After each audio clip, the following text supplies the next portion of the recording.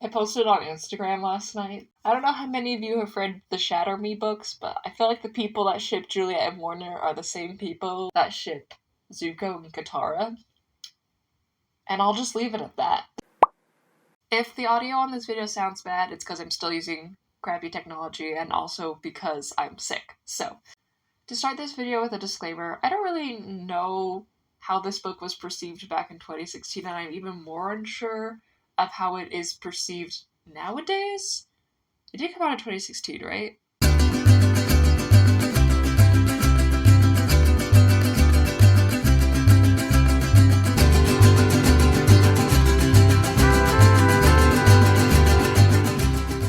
For a bit of backstory, I first read Shatter Me in 2020 during quarantine because I'd heard a lot of people liked it and it was available to rent, or to borrow, I guess, on the online library.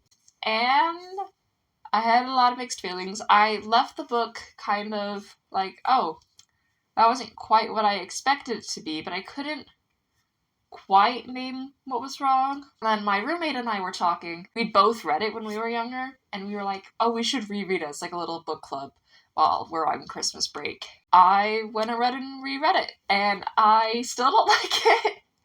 But I kind of narrowed down where my problems with this story come from, and I just kind of wanted to talk about it and give my thoughts. To start, Shatter Me is a dystopian YA romance. It is about this girl named Juliet. When she touches someone, she sucks the life out of them and they can die. She has been held in this asylum for like 200-something days when she gets a new roommate who turns out is a soldier for the evil government that's taking over everything because, you know, dystopian world. And then it follows her in like this compound and then she escapes and it's kind of this whole thing. But that's the premise of it. To give a non-spoiler review, this book is very well written. I like the prose and I think it's paced very well. I just had a lot of problems with some of the things in the plot and specifically the romance. The romance is what I struggled with the most. And part of it is taste, but I also think part of it is just, I'd say, bad writing. Just like the way it's set up, I don't think it works very well. It doesn't get a very good payoff. If you're interested, you know, I'd say it was a solid 3 stars for me. Whereas, like, there were some parts I genuinely enjoyed. It's just there was a good section in the middle where I was kind of screaming to myself a little bit. But other than that, again, there were parts of this I really did enjoy. I just wish I had enjoyed more of it. Now let's get into spoilers. So immediately when I reread this book, I knew I wasn't gonna like it because I didn't like it the first time. And I'm going through the story, and as I'm reading it, I'm kind of sitting there, and I'm like, wait a second, I kind of like this. And I was texting my friend who was reading it with me. She was like, yeah, I also kind of like this. And so we're like, what is going on? I think Juliet is a very compelling character. My friend complained that she felt that she was a bit of a crybaby bee sometimes and kind of just like wasn't doing enough. And I do understand that, but also this girl has been like neglected and abused her whole life. So, like, of course she's going to be a little more timid than normal, you know? So I actually didn't have a problem with that. Really early on in the story, Juliet meets Adam. He's kind of the inciting incident, I say, is when they first meet. 99% of my problems with this story come from Adam. Basically, it's revealed that Juliet knew Adam in school. They, like, went to school together for several years. But because Juliet was an outcast because of her ability, I guess you could call it, no one ever really talked to her. She's like always alone. And this is the thing. So at the beginning of the book, there's like some chemistry between Adam and Juliet. I almost said Romeo and Juliet, and I'm gonna accidentally say that sometime in this video. We are setting up the love interest, that's great. The biggest problem is how they set it up. I feel that Adam and Juliet's love is never organically developed in this story, and this is the writer in me getting after this. Because Adam and Juliet went to school together, they already know each other, but it literally states in the book that they never talked to each other. Adam never said a word to her. He keeps saying, like, every day, I was gonna go up to you, and I was gonna talk to you, and then every day I was a coward. So for 6 years, these two just stared at each other. What? Alright, editing me here. So since editing this video, I have started reading The Hunger Games, and I just want to do a little comparison here between the two books.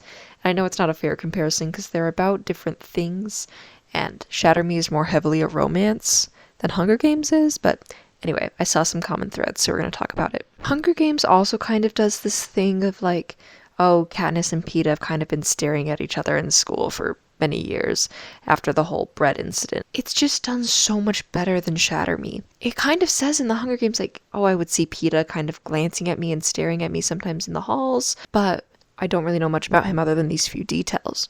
Whereas Adam and Julia explicitly say that they've never talked to each other. They've just kind of glanced each other's way. And yet it acts like they're just so in love and they've known each other this whole time. And it's like, no, these two don't know anything about each other other than like some vague backstory stuff. But even then, like, it just irks me even more because I'm like, this is an example of how to do this well. Like, you can learn about someone just from watching them, but it would have been nice if they'd at least had one or two conversations. Once it's kind of revealed that they both remember each other from school, then we immediately jump into this very hot and heavy romance. I don't know if I'd even call it romance. It's just lust. And, to each their own. That's not really my vibe. I want them to, like, hold hands and, take it a little slower. And it's like, as immediately as soon as these two remember each other, they were all over each other. And my poor friend kept texting me while we were reading it, and she's like, I can't believe I read this when I was so young. I can't believe I read this when I was so young. And I was like, yeah. I mean, I was a little older, so it was, like, not as shocking to me, but I do remember sitting there, like, reading it, and I was like, how am I going to have to skip this part? And, like, I never had to, but it got real close and I was really uncomfortable. And that's where my dislike of the book began, because I felt like there was just so many scenes of them just, like, making out and almost having sex, and just for me, that is not my vibe. I like clean romance, personally. Yeah, anyway. So how would, hypothetically, we fix this problem with Warner and Juliet, where it just feels like their romance is not organically developed? And here's what I texted to my friend. I said, I think it would be more compelling if Adam remembered Juliet, but she didn't remember him. The book is in first person. We're hearing everything from Juliet's point of view. So Juliet doesn't recognize him, or at least doesn't realize that he's the same person that she remembers. Instead of this one-sided, oh, he was kind of nice when we were kids, to this kind of mystery of why is he so nice to me? What's going on? Is there, like, just kind of trying to figure out Adam and trying to, like, figure out his character. Then we kind of sprinkle in there this one kid that was nice to her when she was younger, and we don't tie the ties together until it's revealed later on in the book. How it's written currently, Juliet knows that Adam is Adam. She knows who he is, and we're not sure if Adam recognizes her. And eventually, Warner, who's the villain, who we'll get into later, Warner reveals to Juliet, he's like, oh, Adam knew you in school, and Juliet, like, has to pretend that she didn't already know that, and then she confronts Adam about it later, and he's like, oh yeah, I definitely remember you, and then, like, their weird romance, lust, attraction, I don't even know what to call it, starts. And I just think if maybe that Juliet had developed feelings for Adam during the course of the story, instead of based on a pre-notion relationship with a guy she hasn't seen in 3 years, for something that we as the readers never saw. Because she talks about how great he was and how nice he was and all these things. We as the readers were not there. We don't have any attachment to that. The last thing I want to talk about, at least as far as, like, the arcs of the story and stuff, is Warner. Warner is the villain, which, by the way, I thought he was a brunette, and I thought Adam was a blonde. According to my reread, Warner's blonde and Adam's a brunette, and I feel lied to by my own brain, which is a side tangent, but Warner is a really good villain. I really liked reading his scenes. He is very charismatic.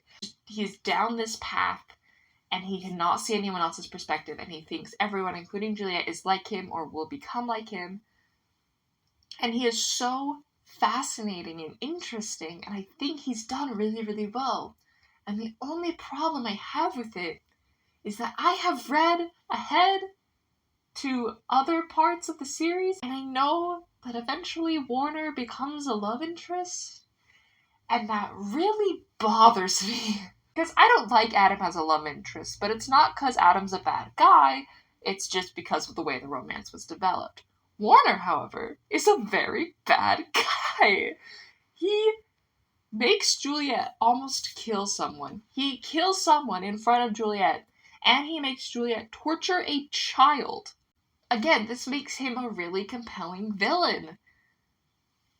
But not a love interest. And like they sow the seeds to make him kind of sympathetic, where they're like, hey, his dad kind of sucks. We don't really know what happened to his mom. And like this is the world. He's grown up in this world of privilege with his horrible father to where he thinks everything like this is okay. And that could be a really interesting arc, and we can definitely delve into that and have him have some sort of redemption later on. And I am kind of speaking out of my mouth right here because, again, I haven't actually read the other books. But based on the plot synopses I was reading online, just like, why is he a love interest? Why? Why? I don't. I mean, again, overall, I did like reading this book, but around the halfway mark to kind of like right before the end, I just got really annoyed by Adam and Juliet's relationship. And other than that, I thought it was good. Like again, I will say this again. I will talk about the parts I liked. I thought the writing was good. I did like Juliet as a character. Warner was a good villain. The world was a lot more developed than I realized. Anyway, those are my thoughts. Thank you for watching. Tell me if you liked it or not. What do you think of the next few books? And I'll see you guys later.